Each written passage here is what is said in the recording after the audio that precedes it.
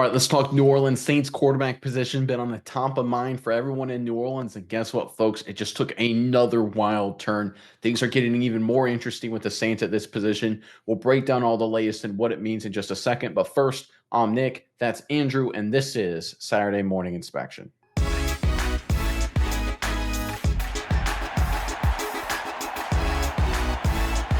All right, a lot of news going on with the New Orleans Saints, especially involving Derek Carr. The drama with his shoulder injury has taken another turn based on recent reporting. So we got a few articles for you. Let's jump into the first one here. This is courtesy of LouisianaSports.net. In a recent episode of the Scoop City podcast, co-host NFL insider Diana Rossini, who's a good insider, good reporter, and former Saints quarterback Chase Daniel discussed the latest around Carr's shocking injury news from late last week, along with sharing that the recent report of a shoulder injury threatening Carr's 2025 ability came from Carr's camp. She also notes that the league is seeing this developing story in a different light.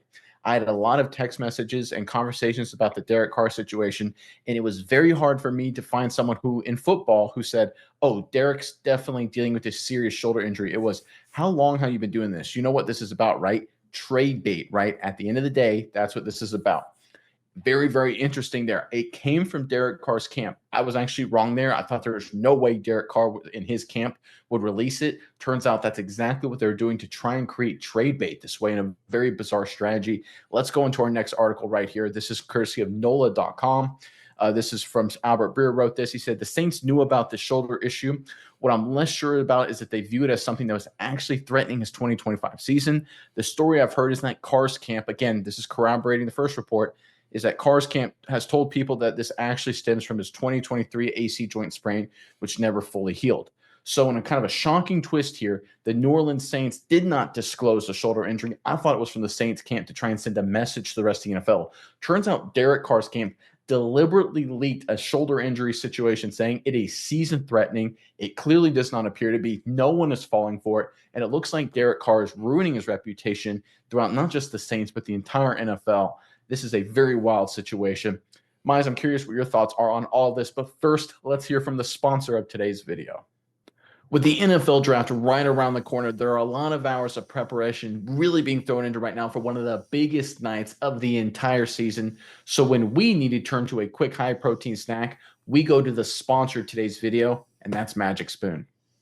Yeah, Nick, I think whether it's their cereal or their protein treats, Magic Spoon fits a variety of diets. It's high protein, no sugar, great for carb-conscious lifestyles. Magic Spoon is basically your childhood reinvented. It's that same great taste that you remember, but upgraded with grown-up ingredients.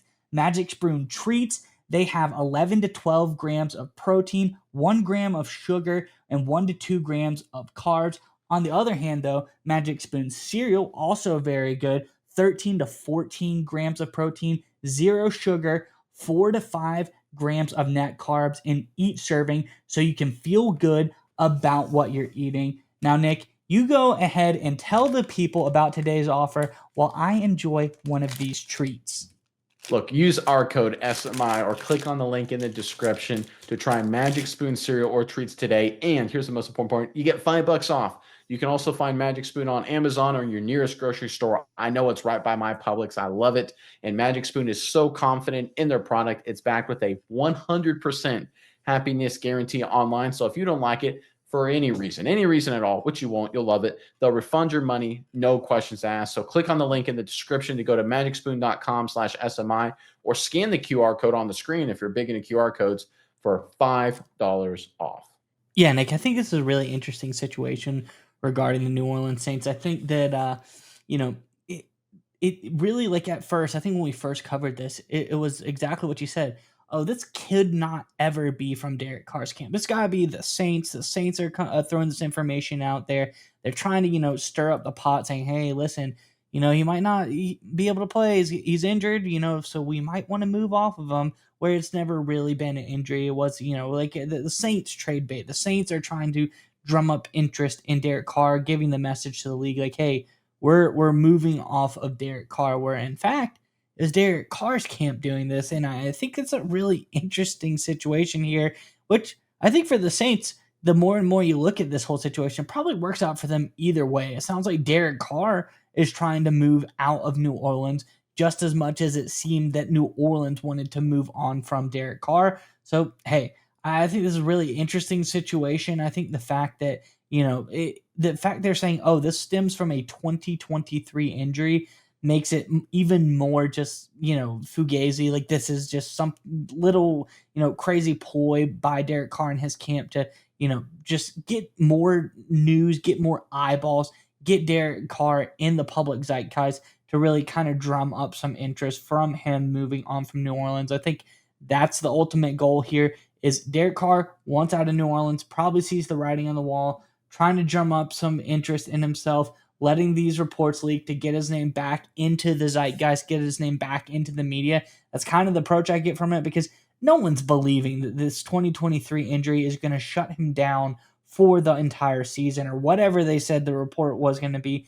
That just makes no sense whatsoever. So I think, that the fact that Carr is willing to get out just as bad as we originally thought the Saints wanted to move on from him probably works for the Saints just fine. I think they probably don't mind that also well. I think Kellen Moore, he's definitely a guy that shows that he wants his quarterback, whether he's got him on the roster already or whether more than likely they're going to probably draft another quarterback as well. I think that this is a good situation for the Saints to be in. So overall, Derek Carr and whatever he's trying to do here works out for the Saints just as well. So I think the Saints are in a really good position here. I think they set themselves up well. They let Derek Carr do the work for them. So no matter what happens here, I think the Saints look like a really strong position here in this whole Derek Carr situation.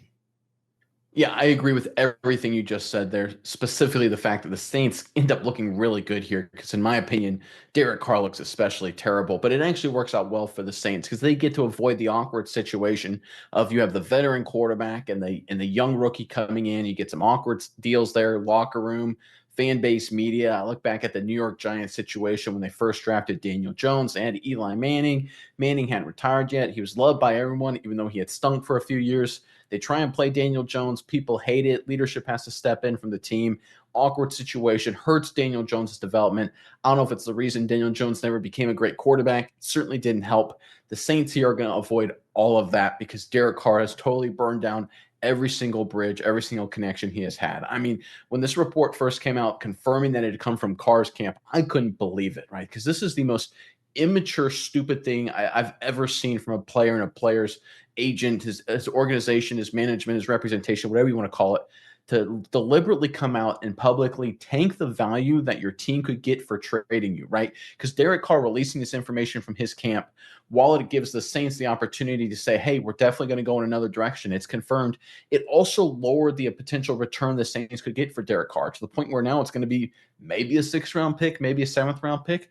The good news is, if you listen to the reporting from Rossini, and I think a lot of people have confirmed this, no one is buying this. Everyone knows this is trade bait. No one is trusting Derek Carr's camp at this point. No one wants Derek Carr, right? Because everyone looks at this. If you're another team, and even if you're desperate for a quarterback, you're like, do we want this guy? He's clearly now going to be a locker room cancer. And here's what really irritates me and frustrates me is that Derek Carr has tried to have this persona of being a good person, a locker room guy, a team guy, a veteran guy, a caring guy, all that kind of stuff. And this has completely blown that up, right? He's a selfish person based on this, right? I don't know in his heart. I can't read his mind. But based on what's going on, what we see in this reporting, he is a selfish guy tanking the results with his current team, which, by the way, with the restructuring, about a $30 million restructuring, according to overthecap.com this offseason, basically wrote him a check for 30 million bucks to help out their cap situation. So Derek Carr walks away from this offseason with a $30 million check from the New Orleans Saints.